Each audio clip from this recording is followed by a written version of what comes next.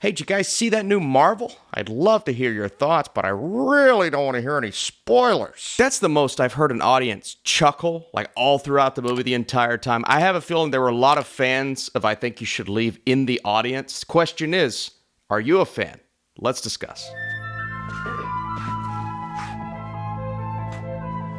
Howdy. Howdy.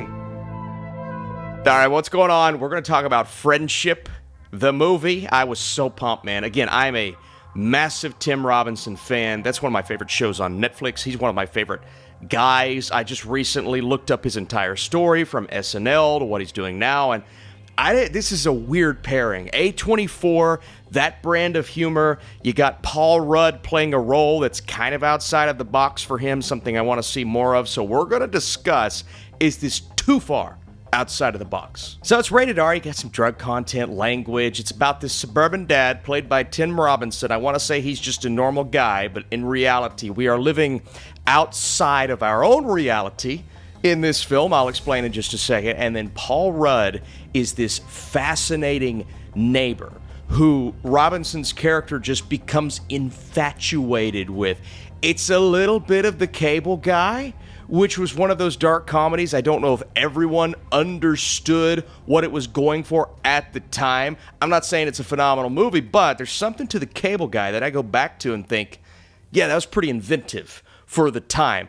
And then you combine that with the Banshees of Inisherin. Austin, what does that mean? I'm not saying this is an Oscar player. There's a bit of a difference between the way those two films pan out, but ultimately, Paul Rudd's character, I'm going to keep using their actual names, he decides he no longer wants to be friends with Tim Robinson. Now, unlike Banshees, which was one of my favorite films of that year, there's sort of a trigger for that decision in this movie, but it's such an overblown decision that you do feel for the guy because he really just wants his friendship, and that kind of sparks the route that this movie goes down, an insane route that you are not expecting plot-wise. I'm not saying this is the most magnificently written story. You're not in this for where this plot goes by the end as much as you are just kind of worried and focused on their relationship. Because one thing I didn't expect about Friendship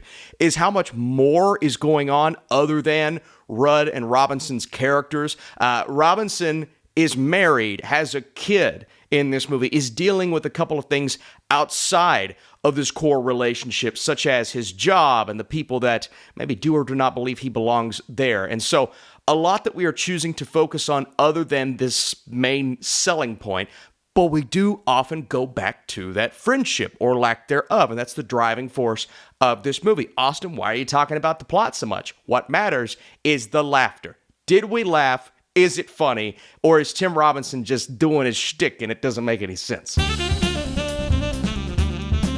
First off, yeah, you got Robinson playing Craig and Paul Rudd playing Austin. It's a nice name. But you've also got Kate Mara in there playing the wife. And that took a little bit for me to kind of overcome. Not that I couldn't see him to get, look, Robinson, you're a great looking guy and all, but little bit out of the wheelhouse from what I expected there. But even you dive into their characters, the way he responds to things and the way that she acts, the fact that they were married, I think for 16 years in this movie, I'm just like, did they always communicate like that? Or did he just become a product of being that boring, same old, weird, strange, narcissistic, suburban dad?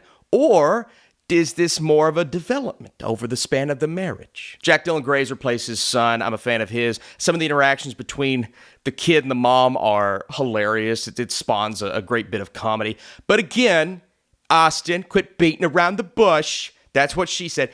Is it funny? Yeah. I thought Friendship was hilarious. Now, there's a caveat there, right? If you don't know who Tim Robinson is, if you don't know what his TV show on Netflix is all about, the type of skit show that it is, it's in the vein of Key and Peele, just a little more random and outside of the box. I don't know. What the fuck? Because it's a very specific type of outrageous comedy. I mean, outrageous. And if you're going into this film without ever seeing one of his skits, first of all, I don't know how you've missed 55 burgers, 55 fries, 55 shakes, 55 or the zip line. What is that? What is he doing? What is that? It's a rake. What have they done to us? What did they do to us? Or even coffin flop. Like, so many viral videos have spawned from this show. It's truly spectacular. It's gotten more popular with each season. I love it. This is not a review of that. This is a review of Friendship. Friendship has to be a movie. It can't just be a prolonged skit, even though I could compare it to a prolonged Tim Robinson skit because it's exactly his brand of humor. Like, he's outrageous, he's over the top, he does things in this movie that just don't make sense to do in real life. Because what his comedy does, it subverts your expectation. You always think comedy is going to play like this, and it's so obvious sometimes, right? That's my issue with comedies nowadays, man. They just don't take any chances, don't take any risks, they don't want to offend people. It really pisses me off, man. Do something funny, or be so outlandish and over the top and take a real life situation, base it that far out of reality, but still make it believable and make me laugh. And this movie made me laugh, like, very consistently. There's a lot happening with this friendship. That's the crux. That's the backbone, what we always come back to. And I got to talk about Paul Rudd for just a second. The way that they play off of each other, Paul Rudd being just the coolest guy in the beginning of the film. Everything he does, regardless of how stupid it is, Robinson's character, Craig, is just, he's eating it up, man. Now, that gets him in a lot of... it gets him in a lot of shit, almost literally with his wife, with his work situation. But at the end of the day, it's also motivating him to be better than he has been because he's always just been, figuratively and literally, this stick in the mud. And that's a really interesting story on top of this friendship and the reason why they stop being friends at a point in the film. But also, I'm not saying this story is revolutionary. There were points where I'm thinking, all right, where's it going? And then it goes there. I'm like, that was very random, but it's almost like the randomness of it all works. Andrew DeYoung, I hope that's how you pronounce it. I want to talk to this guy. I really do. I'm going to maybe find a way to get an interview with him because I want to know, how did you work so meticulously off of Tim Robinson's brand of humor and work that into the story so much? Like, because I don't know the backstory of this film. Is it based around, obviously it has to be. He's the only guy that could have played this part, kind of like Jim Carrey in The Cable Guy. I keep going back to that movie, but how did you come up with this concept? Was it based around him, or did you implement his brand? Because this movie takes his strong suits. It works off of them as opposed to just trying to mold and craft them around what he does. No, it works hand in hand with the type of comedy that he has, and it turns into something that is ultimately really funny. Most of the time with a movie like this, you want the story to be just as impressive as the humor, and at times it does go off the rails, which I love. But it goes off the rails story-wise. It just doesn't feel like it makes every single decision to enhance the plot.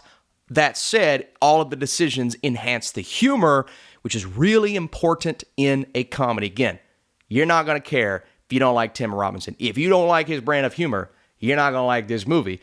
But I do. I vibe with this type of humor. This is in my wheelhouse. It is exactly what I was looking for. Not every joke lands, and it does occasionally meander with its plot, but it always comes back to that brand of humor, which I love, and this movie was really funny. So before I give you my score, what's the funniest movie of the decade, the year? Like, I'd love to know what comedy has worked so well for you. Is this the best? Also, if you enjoyed this, you want more A24 vids, dropping that like, sharing this video does help. Friendship is outrageous, but beautifully blends Robinson's trademark style of comedy with an overly meticulous plot that doesn't always make the expected decision. Fans of I Think You Should Leave will have a field day with this, as the laughter should carry you through to the very end and ultimately provide a unique experience. Rudd's presence vibes so well with Robinson, and this script allowed the right risks to be taken. Again, if this is not your brand of humor, you ain't gonna laugh, you're not gonna like it. But that's okay. That's it. Comedies are so freaking subjective, man. And so what works for me doesn't always work for you. But this one worked for me. I'm not talking the biggest belly laughs I've ever had, but consistent laughs across the board, allowing these actors to just work off of that shtick. And it worked. A24 delivered. Nice job by everyone involved. All right, thank you for watching. Appreciate it big time. I'll be back with more reviews.